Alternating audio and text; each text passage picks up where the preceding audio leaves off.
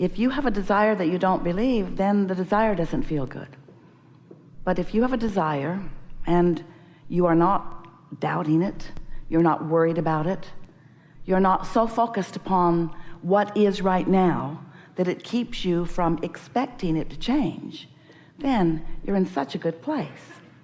But if you have a desire, but you can't keep your eyes off of what is right now, what is where the desire is not yet showing itself, if the desire is still a vibrational entity, a vibrational being, a vibrational point of attraction, and you have not yet been able to translate it into clues or impulses, if you're not yet seeing it or hearing it or smelling it or tasting it or touching it, so it feels absent or not yet here, then in your awareness of what hasn't happened, you are vibrationally out of sync with the very desire that you have given birth to the very desire that is in the process of becoming. But you have not yet adjusted your vibration sufficiently enough for you to begin turning that vibration into a thought, into an emotion, into a thing. It's still a vibration that feels foreign to you, not only foreign, but opposite in many cases of what you are continually offering. So one of the things that we like to talk a lot about when we are together is how you might ignore what is a little more while you imagine what is coming, or even just stay off the subject.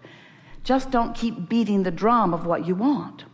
Which brings us to the most important part of the deliberate creative process. So the three primary steps are ask, that's step one, you can't stop doing that. Then source answers, that's not your work, that just happens. That's what happens when the vibrational version of it continues to evolve.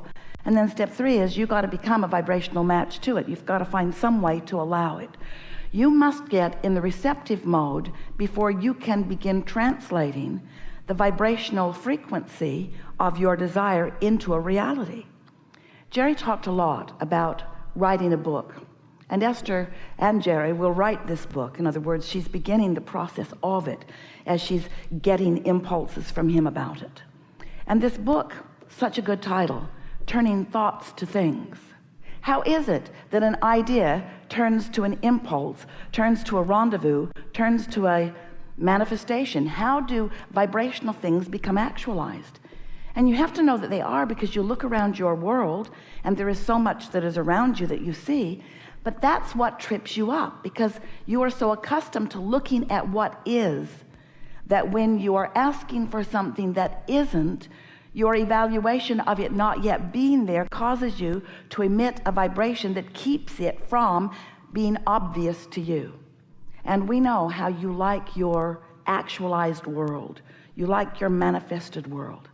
But we want you to move yourself into the mindset of the vibrational universe in which you are focused.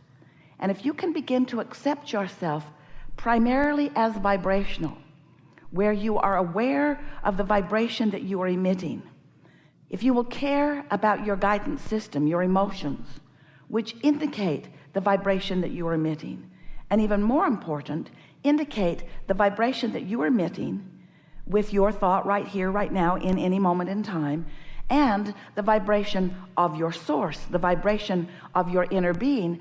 More important, the vibration of all that you have been asking for. More important, the vibration of what you have actually vibrationally already become. You see, when life causes you to desire something more than is manifested, the process begins. But at first it's so subtle, you don't know that it's happening. So you're taking score. You're saying, where is it? Where is it? Where is he? Where is she? Where is it? And so we began describing to you this vibrational reality. We called it a vortex. Your vortex. We wrote a whole book about it. We so wanted you to accept the vibrational beginnings of the things that you are asking for. And then you, and we understand why, began saying, all right, Abraham, we will accept your silly premise that there is a vibrational reality that we can't see yet or hear yet or smell or taste or touch. But just tell me, how do I get my money out of the vortex and into the bank? How do I turn that vibration to a reality that is tangible? And you know, it's right for you to care about the tangible. It's right for you to care about what's manifested, because you are on the leading edge of thought. You came here for vibration to come to its fullest fruition. And so we're not for a moment trying to talk you into settling for what isn't yet, to get you to put up with the absence of the things that you want. We want you to have all of the things that you want. We want you to know that if this time-space reality has inspired the desire within you, it can deliver a full manifestation of it to you. It can. But you've got to get into the vibrational place where you can begin receiving the constant insight and impulse and revelation and ideas and guidance that Source is giving you all day, every day. And if you're stuck in the step one part, if you just keep asking the question, I really want this, tell me where it is. I don't see it yet, tell me where it is. I really want this, tell me where it is. Tell me where it is. I want it, tell me where it is. If you keep asking that, if you hold yourself steadily in that asking step, you don't allow yourself to get into the receiving mode. And even though Source is saying, here it is, this will lead you to it, here's a piece of it, this is part of it, because Source is guiding you. Hear this. Ooh, such good words for you to hear and such good understanding for you to grasp. Source is constantly guiding you through and around and over and under the resistance that you have put on your own trail. So Source doesn't say, oh, not ready yet, let's just settle down here and wait. Source just keeps saying, there, we'll try this. How about here. But if you're so busy saying, I don't see it, not here yet, do you see it? Do you know how long I've been asking? Then you can hold yourself incessantly for a really long time in vibrational discord, so you don't feel the impulses. But once you realize that the impulses are being offered to you, and you spend more time relaxing, more time chilling, more time, a little bit, 15 or 20 minutes a day meditating. If you decide that you're going to give yourself a better chance of tapping in to the guidance, to the leading, to the clues, to the impulses that Source is offering you all the time, then you'll get into this mode where you will really understand the creative genius that you are. And you will really understand that we're all in this togetherness of all of this.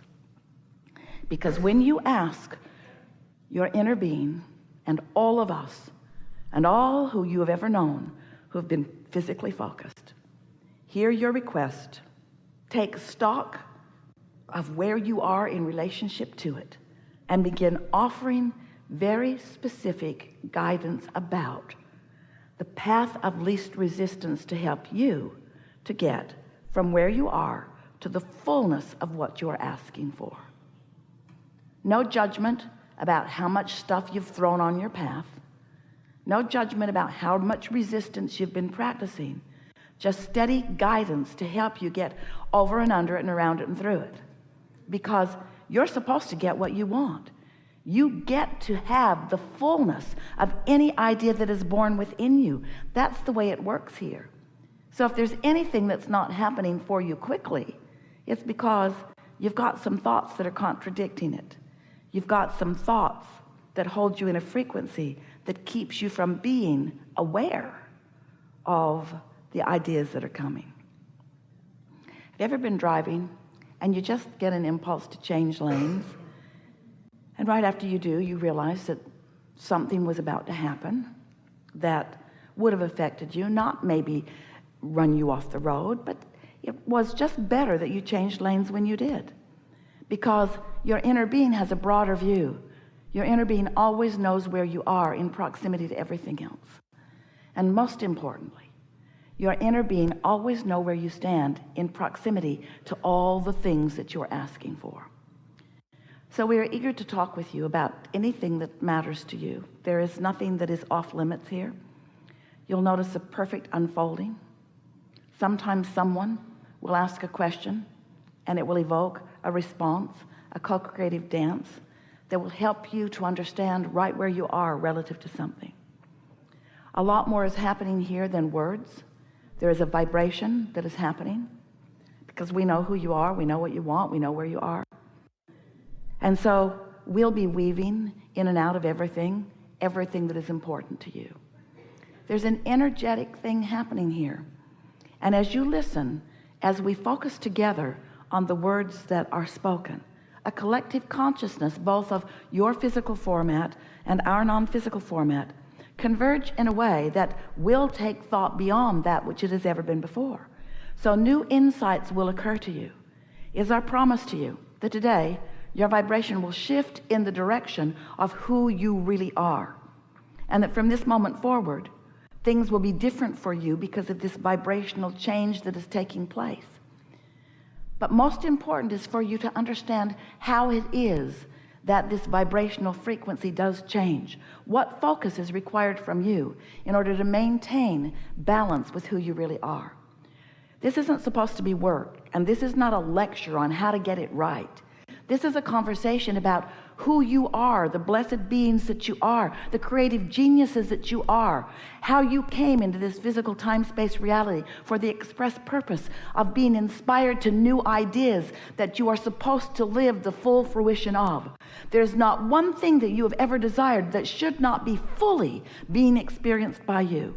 And all day, every day, new desires are being born, and every one of them is supposed to be being satisfied by you. The other day, Esther and several hundred friends like you went to Seattle to get on a ship to cruise the beautiful Alaskan waters. And they left from the port in Seattle, and they returned to the port in Seattle. Once we were on board visiting with everyone, we said, wouldn't it have been interesting if as soon as you'd gotten on board, before you even unpacked in your beautiful staterooms, if the captain had come on the speaker and said, hello, ladies and gentlemen, we are happy that you are on board here in Seattle. As you may know, Seattle is your final destination. And since we're already here, we would now like you to get off the ship.